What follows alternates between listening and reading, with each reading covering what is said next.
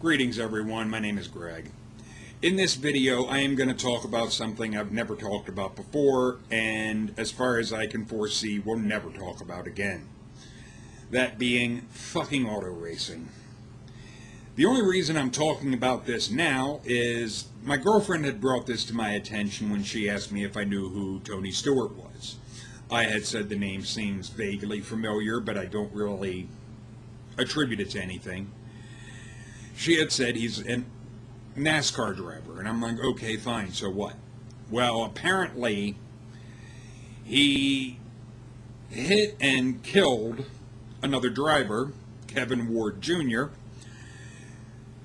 on a racetrack. Now, I had looked this up, and you're going to see video footage of this so that all of you know what this is about and what happened. Here's that.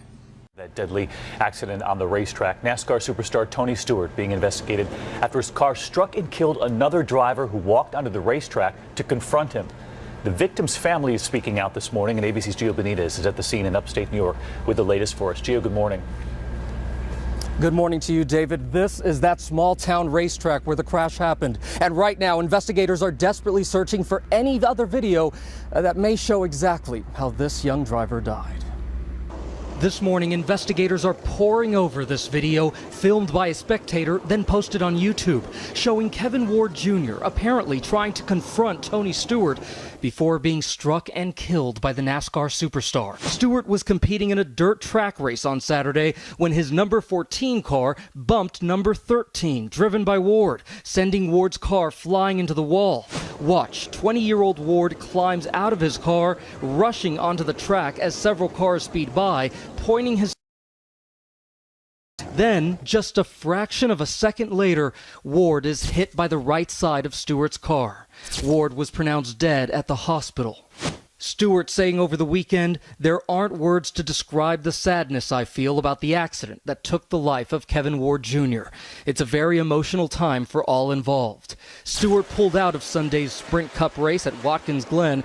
Other NASCAR greats paying their respects as well. My thoughts and prayers go out to the family. I know exactly what they're going to be dealing with for the next foreseeable future, and it just, my heart hurts for them. The crash happened on the same track where just last summer, Stewart was involved in an accident that seriously injured a 19-year-old driver. He took responsibility for that crash. The 43-year-old star has earned a reputation as a great driver with a bad temper. Tony Stewart here was out of his car throwing his gloves. From throwing gear at competitors during several races to If he ever turns down a cross in front of me again, I don't care what lap it is, he won't make it through the other end of it. This morning, Ward's family is lashing out. His aunt writing on Facebook that Stewart, whose nickname is Smoke, has left her family with a deep hurt that should not be there. And Ward's mother telling ABC News overnight the family appreciates all the prayers and support. And right now, there are no criminal charges against Stewart, but they have not been ruled out, Robin. We're going to talk. Now, the first thing I want to point out, and you're going to see a still picture of this. What idiot that wants to live does this shit? Standing on a fucking racetrack pointing at a car moving over 100 miles an hour. Did he fucking think he was going to just stop? This person, Kevin Ward Jr., was a fucking retard. Without a doubt. I don't give a damn about his family wanting to boo-hoo about his death. He deserves, as a friend of mine on Facebook pointed out, the Darwin Award. And you're going to see a link in the description bar below to the Facebook fan page for the Darwin Awards. The Darwin Award is awarded to adults who remove themselves from the gene pool in a spectacularly clueless manner that is verifiably true. Well, by all accounts, Kevin Ward Jr. qualifies for the fucking Darwin Award. Spectacularly clueless is being way too nice. Downright fucking moronic. would be far more accurate. But his removing himself from the gene pool, what I look at and say, bravo, thank you. Anyone stupid enough to do this shit should be removing themselves from the gene pool.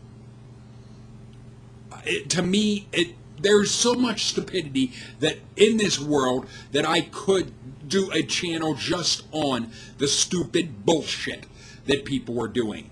But this shit takes the fucking cake. At least from what I have encountered, this shit has got to be the absolute dumbest thing a human being could try and do.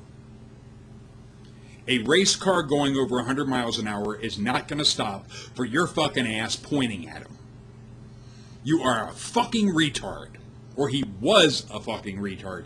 Now he's pushing up daisies. And I have zero sympathy for someone that is this exceptionally stupid.